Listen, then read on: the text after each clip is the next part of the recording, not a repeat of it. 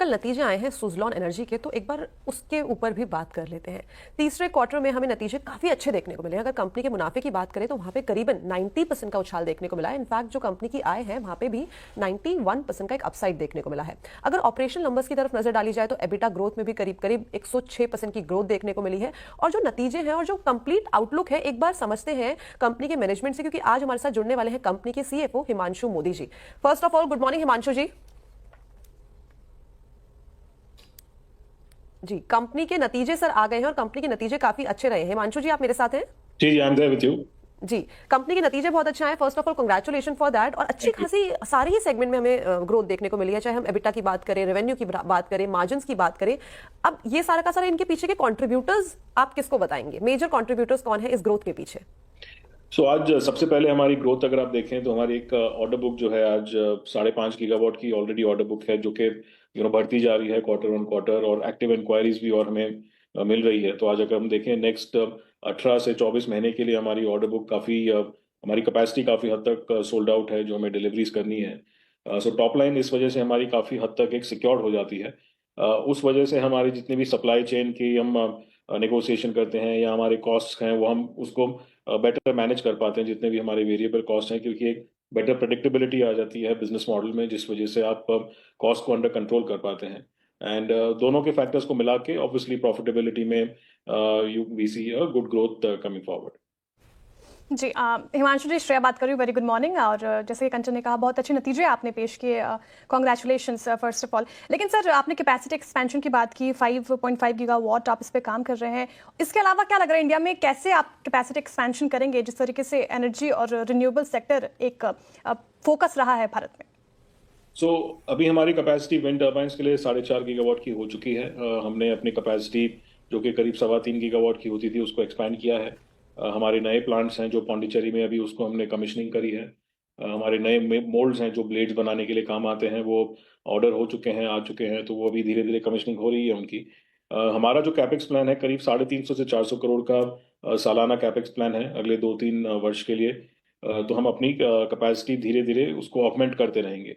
पर आज जो मैन्युफैक्चरिंग कैपेसिटी है हम बना तो सकते हैं, जो ऑन ग्राउंड एग्जीक्यूशन है उसे थोड़ा हमें स्पीड पकड़ने की जरूरत है, as Suzlon and as industry both. तो कैपेसिटी एक्सपेंशन पे आउटलुक तो आपने बता दिया है, और जिस तरीके से इंडिया का फोकस है रिन्यूएबल एनर्जी की ओर, और ये काफी ज्यादा इंपॉर्टेंट भी है इस दिशा में इसको और ज्यादा आगे बढ़ाने के लिए। लेकिन सर, जैसे कि हम देखें तो मार्जिन इस टाइम पे हमें काफी दमदार देखने को मिले हैं। आने वाले अपकमिंग क्वार्टर्स में तो बजट भी आ रहा है, तो खासा फोकस भी होता है गवर्नमेंट का बजट के टाइम पे रिन्यूएबल एनर्जी पे। क्या लगता है कि मार्जिन यहाँ से हमें और एक्सपैंड होते हुए दिखाई देंगे या करंट लेवल्स पे ये स्टेबलाइज होंगे?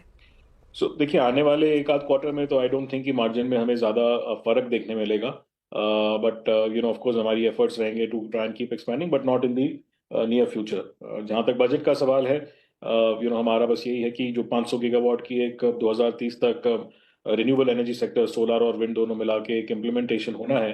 आई थिंक सारी इंडस्ट्री उस तरफ लगी हुई है, एंड उस चीज़ को एक टारगेट फोकस रखते हुए जितने भी पॉलिसी इनिशिएटिव्स या सॉप्स हैं वो यूनिडायरेक्शनल होनी चाहिए। बिल्कुल। सर, आपने बजट की बात की, लेकिन एक सवाल मेरा पहले ये कि सोलर और विंड किस तरफ आपका रुझान ज़्यादा है? सोलर की तरफ आप ज़्यादा झुकाव रखते हैं या विंड एनर्जी की तरफ आप ज़्यादा काम करते आगे देखेंगे? साथ ही बजट से क्या एक्सपेक्ट करें? क्या लग रहा है आपको कि एलोकेशन में ज़्यादा चीज़ें देखने को मिल सकती है बजट में? तो हम लोग आज प्योर विंड कंपनी हैं। हम लोग सोलर में कोई भी काम नहीं करते। तो हम turbine manufacturing, EPC execution, O&M, सारा हमारा focus and concentration totally wind है आज की तारीख में। सो ऑब्वियसली बजट से जो है हमारी एक्सपेक्टेशन यही है कि जैसे मैंने पहले कहा कि करीब 100 गीगावाट विंड इंडस्ट्री का इम्प्लीमेंटेशन होना है। 2030 तक 100 गीगावाट तक पहुंचना है इंडस्ट्री को। एंड उस डायरेक्शन में जाने के लिए, उस दिशा में जाने के लिए जो भी एक पॉलिसी इनिशिएटिव्स चाहिए या सॉप्स चाहिए, वो एक यूनिडायरेक्शनल ऑब्जेक्टिव होना चाहिए। यही हमारी बजट से एक्सपेक्टेशन है।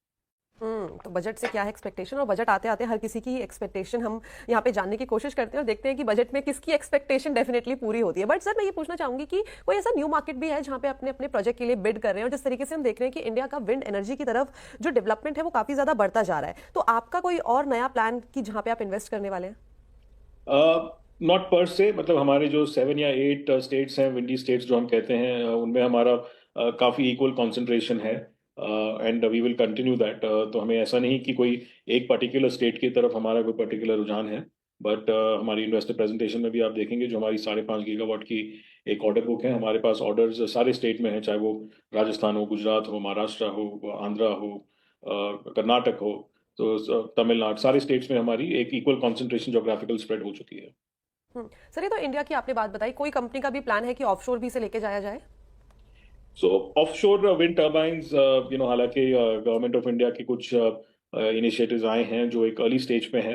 अभी हम लोग उसमें मतलब obviously we keeping our eyes and ears open, हम उस पे देख रहे हैं कि कैसे क्या डेवलपमेंट्स होती हैं।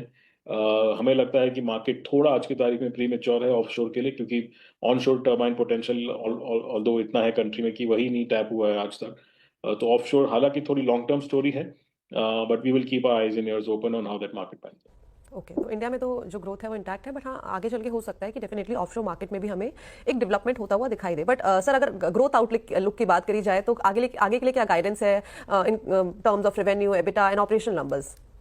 सो हम एज मैनेजमेंट कोई गाइडेंस नहीं देते हैं, ये हमने क्वार्टर ऑन क्वार्टर हम रिपीट करते हैं। हमारे करीब आधा डजन एनालिस्ट रिपोर्ट्स हैं जो इन्वेस्टर्स एक्सेस कर सकते हैं उन्हें। मैं सिर्फ इतना ही कहूंगा कि जो 5.5 गीगावाट की हमारी ऑर्डर बुक है वो आने वाले 2 वर्ष में हमें एग्जीक्यूट करनी है, एंड एक्टिव ऑर्डर पाइपलाइन भी काफी सिग्निफिकेंट है।